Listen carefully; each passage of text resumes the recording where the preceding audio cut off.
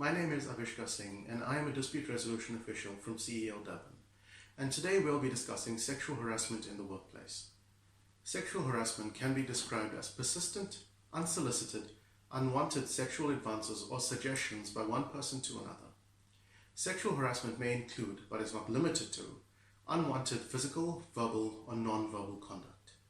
The examples listed in the Code of Good Practice on Sexual Harassment are not closed, and allegations relating to sexual harassment must be determined on its own facts.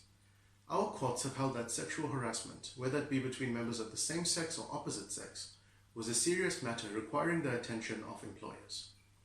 Our courts have also pointed out that such behavior is aggravated in the employment context by the fact that the victims often complain that they are afraid because they fear this could lead to a loss of employment opportunities or even to dismissal.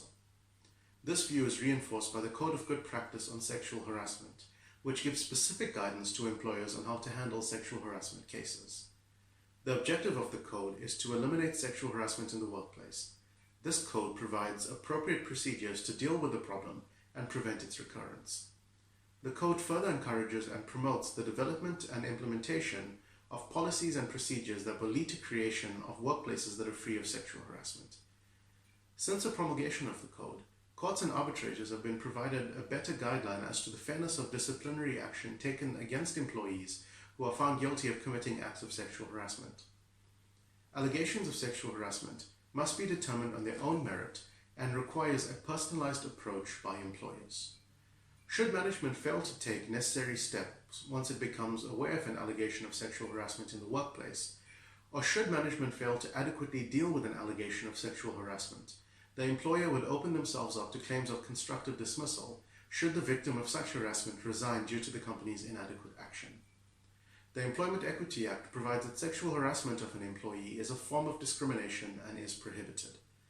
An employer may therefore be held liable for an act of sexual harassment by an employee. It is advisable to have a sexual harassment policy and procedure manual in place for all employees to be aware of the rules in the workplace and how such conduct will be dealt with. For more professional labor law advice, please feel free to contact our offices or visit our social media pages.